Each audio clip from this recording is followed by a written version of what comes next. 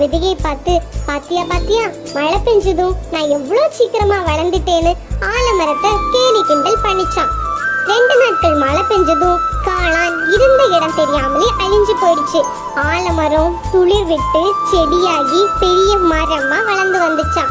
அது மாதிரிதான் நம்ம கேம்பஸ் இன்டர்வியூல செலக்ட் ஆகல, இல்ல நிரந்தரமான வேலை இல்ல, எப்பவும் டிஎன்பிஎஸ்சிக்கு படிச்சுட்டு இருக்கோம், இல்ல ஏதாவது போட்டித் தேர்வுக்காக நம்மளை தயார் பண்ணிட்டு இருக்கும்போது நம்மளை சுற்றி இருக்கவங்க எல்லாம் பேசுவாங்க, எதுக்காக நீ எப்பவும் படிச்சுட்டு இருக்க, எவ்வளவு நாள் தான் நீ படிப்ப, நீ வேலைக்கு போகலையா, ஏன் வீட்டை பார்த்துக்கல, இந்த மாதிரி எல்லாம் நம்மளை சுற்றி பேசுறவங்க நிறைய பேர் இருப்பாங்க. நம்ம அதை எதுவுமே பொருட்படுத்தாம நம்மளோட லட்சியத்தை பார்த்து நம்ம போயிட்டே இருக்கணும். நமக்கான லட்சியம் நம்ம உழைக்கிறது நமக்கு கண்டிப்பா கிடைக்கும். நம்மளோட வேலை எப்பவுமே நமக்கு நிழல் தரும் ஆலமரமா இருக்கணும்.